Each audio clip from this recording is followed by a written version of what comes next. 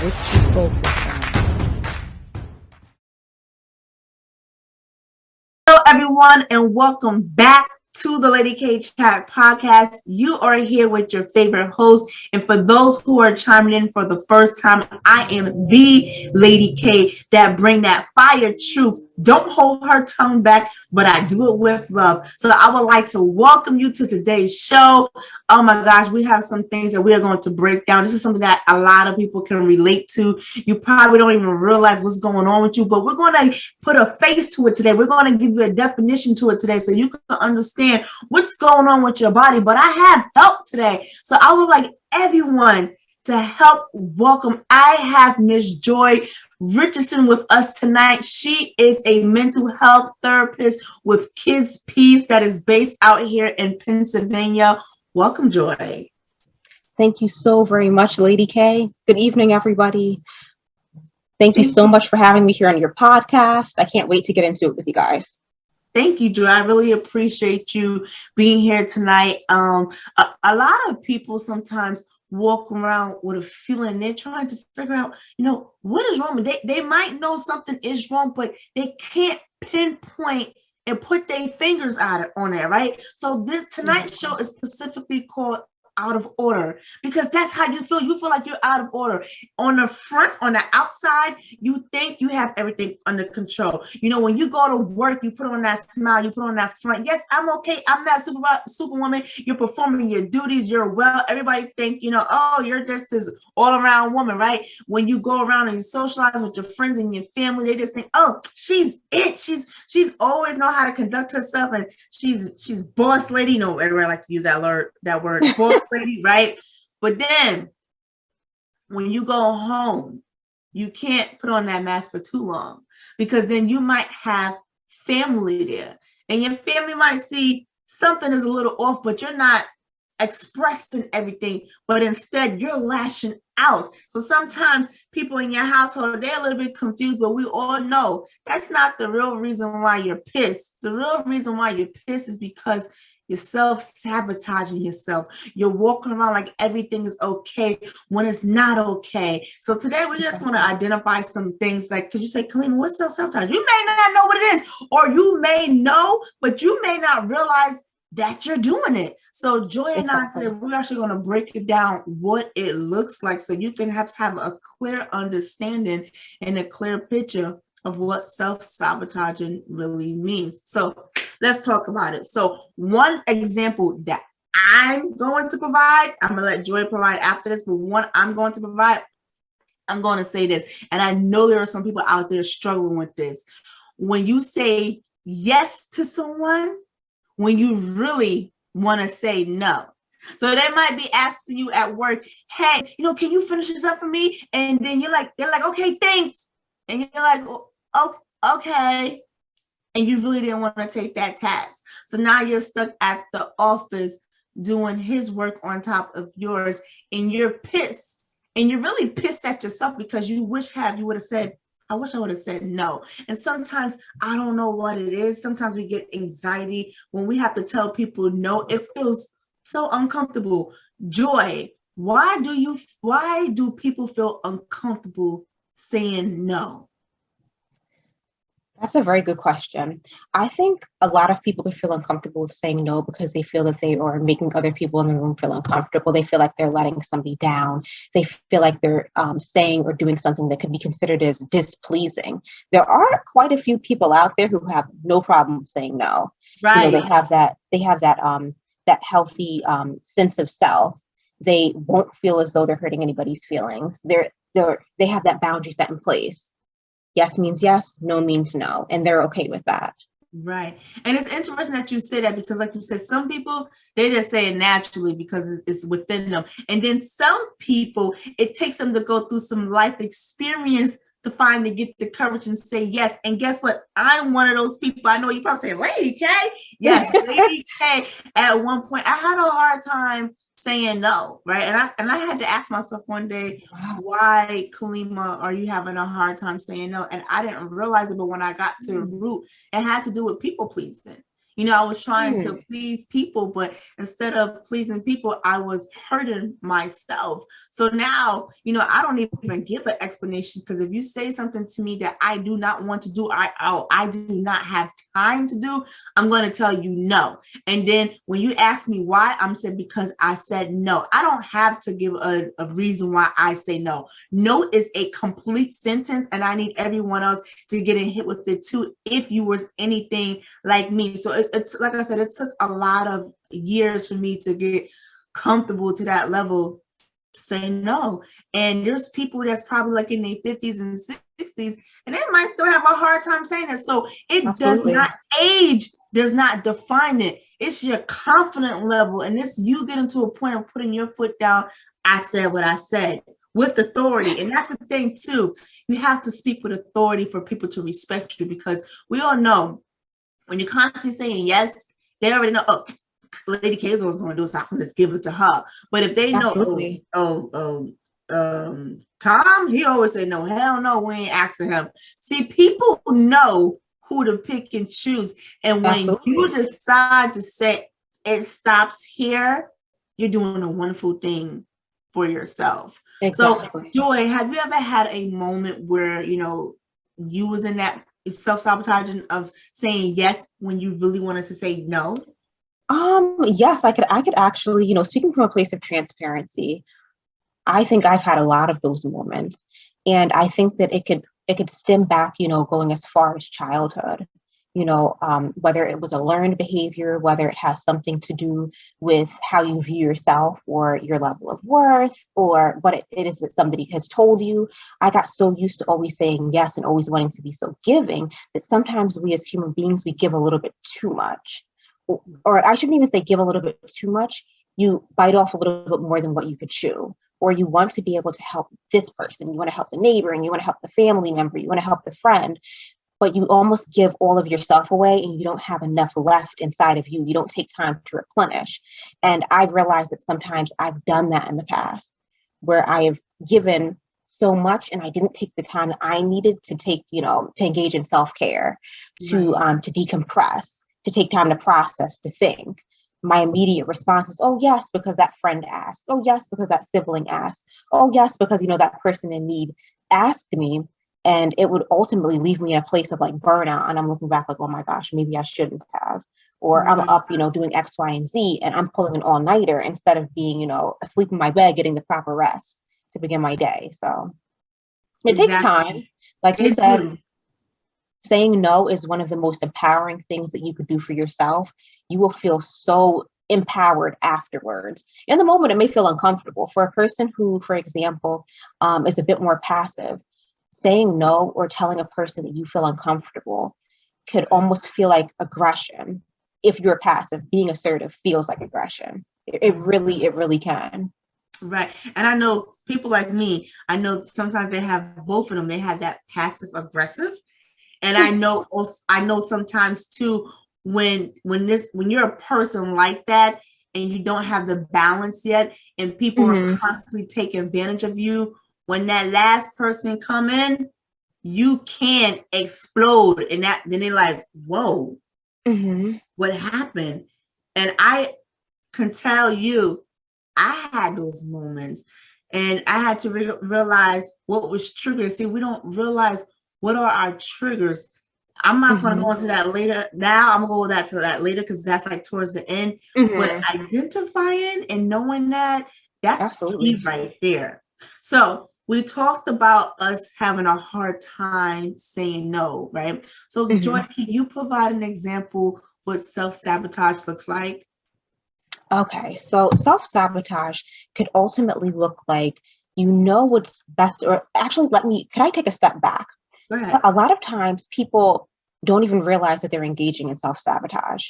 You think that you're doing what's right for you, but subconsciously that self-sabotage comes from a place of, like I mentioned earlier, you perhaps like not feeling worthy. Maybe somebody told you something negative about yourself when you were younger. Maybe you were harassed or bullied. Maybe your parents were abusive or neglectful in some way. And it almost becomes like a self-fulfilling prophecy. You think that you have a certain level of worth. So maybe, I should, for example, I should step out and I should try going into a new career, or I really should, see about going to a particular university. I really should, have a conversation with somebody about something that's bothering me, but instead you'll sabotage yourself. You won't have that conversation that ultimately could unlock the door, or it could be the key to unlocking the door to open up and release you from a situation. You won't go to that university and say, let me take that test so I could, begin my journey there. You won't go apply for that job because maybe deep down inside you feel like they may view you as undeserving. But again, that's you fulfilling that self-prophecy, if that makes sense. Absolutely. It makes a lot of sense. You hit it on the head. And like you said, people do it on a day-to-day basis. They don't even realize it. That's like recently, I was having a conversation with someone and we was talking, and I didn't realize I cut the person off. And then, they got into like their little moment. And it was like, what, forget it. It was like, go on and speak. And I said, no, I said, you have the floor. I said, I apologize because, I was just so excited to share some news with them. It wasn't intentional, but they got offensive. And for that person, it triggered them. It made them remember some things that people have done to him. And now he's taking it out on me. And it's like, well, I didn't mean that. He was like, well, when people do this to me, this is how I process it. I said, but that's not my intention. That's not how I thought. So it's funny that you said that. So I said, go ahead and speak. And he was like, no. And I said, you see, I said, you know what you just did right there? I said, you self-sabotage yourself. I said, you want to say something, but now you're holding your tongue. And I said, don't be coming at me, being mad at me when I gave you the floor and the opportunity to speak and you don't want to speak. And when I said that to him, I think it dawned on him like, damn, I'm self-sabotaging myself. He didn't even recognize he was doing that to himself. And I had to tell him. And when I did, and we actually had the conversation and it was over, I can tell it was a big relief for him because he kind of felt a little bit better. And then we just flowed with our conversation, and that was that. So maybe sometimes people have their moments when you tell them about themselves. And we all know sometimes we don't like when people tell us about ourselves. What, you trying to tell me about myself? Excuse you, I know me. Exactly. And the funny thing is we have one persona of ourselves, and then the people actually see, who we are. Like, because sometimes we don't realize some of the things that we do, some of the habits that we display. Absolutely. And, we think sometimes we're hiding it, and we're not doing a good job at hiding it.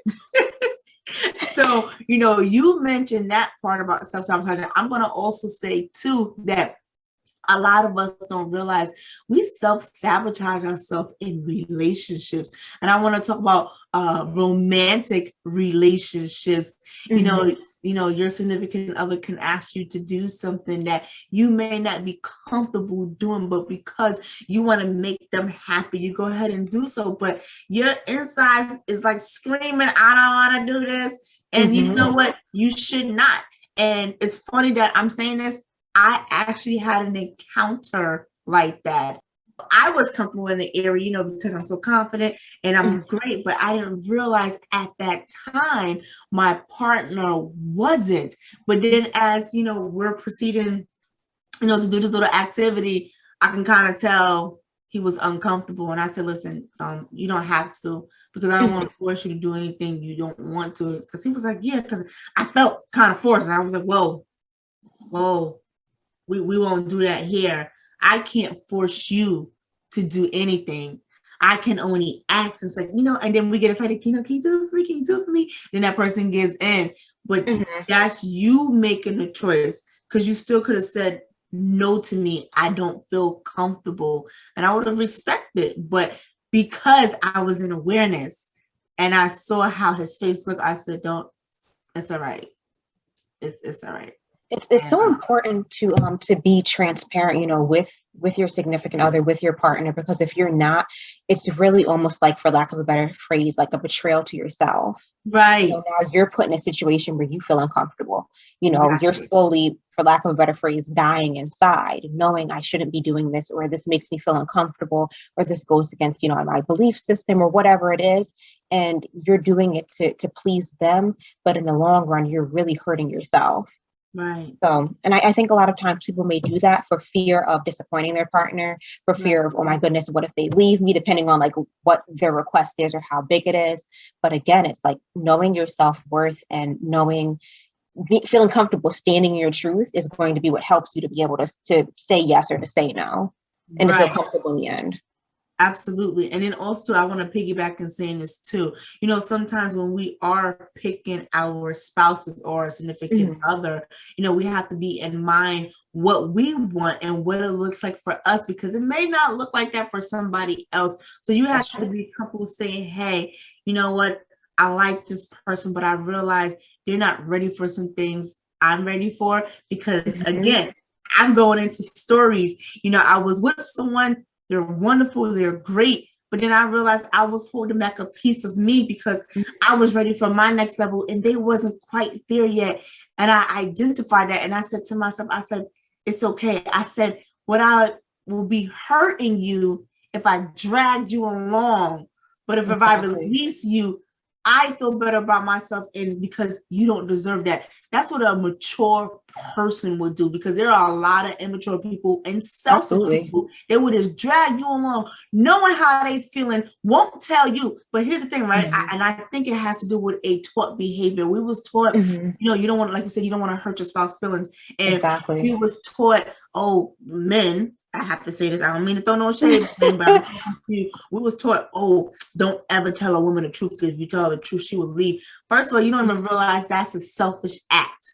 When you say, don't tell her the truth, that is very selfish. No, tell her the truth. Let her make a decision. And that's the thing there too. It has everything to do with control and power. When you don't tell people what you're feeling, and you're feeling that type of way, and you just drag them along, you don't give them the benefit to make a decision because you want to control the situation.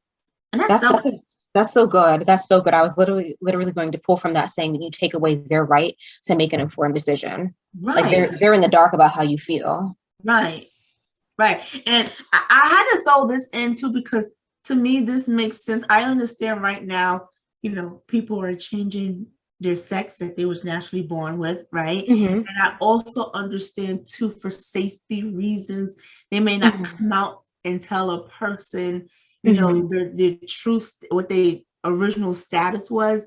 And, I get all those dynamics, but I feel it is very selfish for you to make this change, because you want to make this change for yourself, but you did not inform your partner. So I remember this, I want to share this story that I was reading, and it was about a couple, and the guy said, hey, me and my wife has been married for 2 years, and I don't understand why she can't get pregnant. We have been going to fertility clinics, and no one can give us answers. But the whole time, the wife was really born a man. So she had the full sex operation change, but she did not inform him. One right there, not only was that self-sabotaging, that was selfish. And there's a whole bunch of names that I can go after that, but I'm not going to go into it. But that's just a primary example of taking away a person's right. That self-sabotaging and taking away a person's right, that goes hand in hand. That's a really great example. I mean, looking at it from an outside perspective, I could only imagine, that individual who went through their transition must have really loved and cared about that other person. And I can only imagine like the great anxiety or the depression or the trauma they may have faced in the past. But I do agree with you. It's so important to be transparent with that partner, because they're going into the relationship with a certain level, with certain expectations. They're going in believing that, that you were born a woman, that, they're going to build this family, and they were ultimately robbed of that opportunity. They, were basically, for lack of a better phrase, they were tricked into the relationship. They went in under false pretenses, who you presented yourself to be, whether you were caring, loving, supportive, down to earth, fun loving, you could be all of those things, but you left out such a huge factor. Right. It disrupted like the entire relationship. I could only imagine how hurt that person felt. Right. But here's the thing. She didn't disclose it. She was having a hard time telling him. Now, let me I'm going to be real here. People die for things like that. Okay? That's very true. Let's be real. Like, so I understand for your safety. But again, that's something that you should address in the beginning. So self-sabotaging looks like not being transparent with a person in the beginning, but then later on you want a chance, and it's like you blew your window of opportunity because that person gave you the forefront. And again, I got a story for days. I actually connected with someone, and I can tell they wasn't completely being honest with me. So I asked them the same questions in different ways. And I also provide that, I'm okay and you can present yourself. And they did not. And they kept lying on top of the lies. And then let me tell you one thing.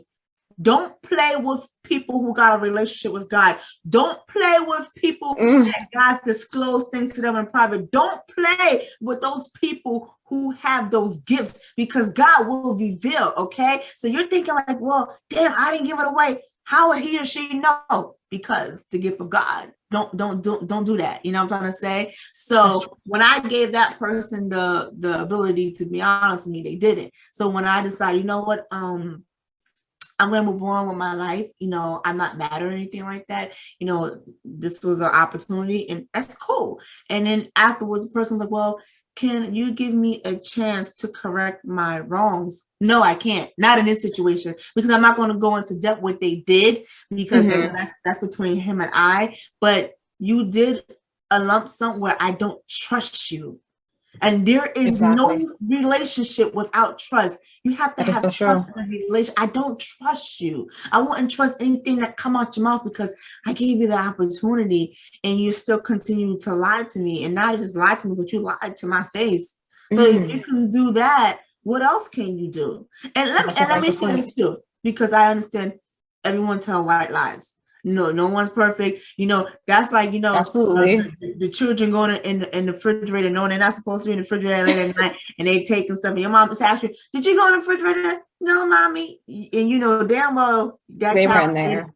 We get that. Those are white lies. And I'm not trying to say they don't exist, but when put on big lies on top of big lies, and for no reason, when the person gave you the opportunity, did it to yourself. But I also realized too, right? You cannot expect transparency from a person who's not honest with themselves. That yes, that is good. that is so good. You can't expect that. How can you expect them to be transparent with you when they're not being honest with themselves? Exactly. If they're in a place of denial, how they're going to deny themselves of the truth, and in that sense, while they're busy lying to themselves. Some people do it subconsciously. Some people are very intentional because they don't want to face that man or that woman in the mirror. But in the long run, it really does cause issues for you, the individual, and then for anybody that you're dating or a friendship or any relationship in general. Right, exactly. So, and a lot of people get offended, and I'm at a point in my life, I don't get offended, because I understand it has nothing to do with me. It has everything to go within their internal battle, because remember, you're out of order and you're trying to figure out, how do I get myself in order? So now I'm going to shift a little bit. We're going to talk about how you can overcome some of these things, how you can put certain things into practice so you can come out of self-sabotaging mode. So I'm going to allow you, Joy, to explain how a person can take the necessary steps to overcome self-sabotage.